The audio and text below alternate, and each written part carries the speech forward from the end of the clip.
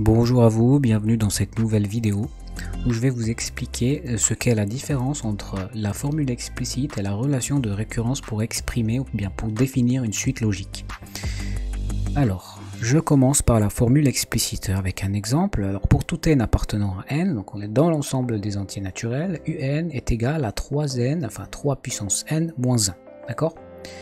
Ça définit toute la suite. Ça, c'est une formule explicite. Pourquoi est-ce qu'elle est explicite? Eh bien parce que grâce à cette équation, on est capable de calculer tous les termes de la suite de manière directe. Autrement dit, je prends n qui vaut 0, eh bien je suis capable d'appliquer cette formule-là et de trouver la valeur de u0. Je prends un autre terme au hasard, de manière arbitraire, par exemple 2, eh bien je suis capable de calculer la valeur de u2, tout en appliquant la formule, tout bêtement. Ok? Maintenant, je passe à la forme de récurrence. Alors, vous avez un exemple, une suite récurrente ici, enfin une suite, une relation de récurrence, pardon. Alors, on définit le premier terme, V0 qui vaut 3. Alors ça, c'est très important. Ensuite, pour tout n appartenant à grand N, Vn plus 1 est égal à 2 fois Vn moins 1. Alors ça, c'est une fonction de Vn. D'accord? Alors ce qui est à noter ici, c'est que V0 va définir tous les termes suivants de la suite. Autrement dit, si j'avais mis 4 au lieu de 3, eh bien la suite elle serait complètement différente. D'accord?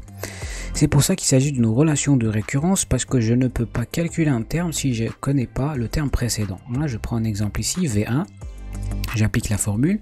Donc V1 c'est quand n vaut 0. Donc V1 c'est égal à 2 fois V0 moins 1. J'applique la formule V0, fort heureusement, je connais sa valeur, c'est 3. J'applique la formule et je trouve la valeur de V1. Maintenant, je vais calculer V6. Et bien, en appliquant la formule, je me rends compte que j'ai besoin de connaître la valeur de V5. Oups, ce n'est pas le cas, je ne connais pas ça, donc je dois calculer V5. Pour calculer V5, je dois connaître la valeur V4, vous avez compris. Il s'agit d'une relation de récurrence où le premier terme va définir tous les termes de la suite. Donc voilà, si vous avez compris ça, vous avez compris ce qu'est une formule explicite, ce qu'est une relation de récurrence et la principale différence entre les deux dans la manière de calculer les termes de la suite. Donc je vous dis à bientôt, n'hésitez pas à mettre un petit like et à partager et laisser des commentaires si jamais vous avez des remarques ou des questions concernant cette partie du cours. Je vous attendrai pour la vidéo suivante où nous allons traiter voilà, les suites géométriques et les suites arithmétiques. À très bientôt.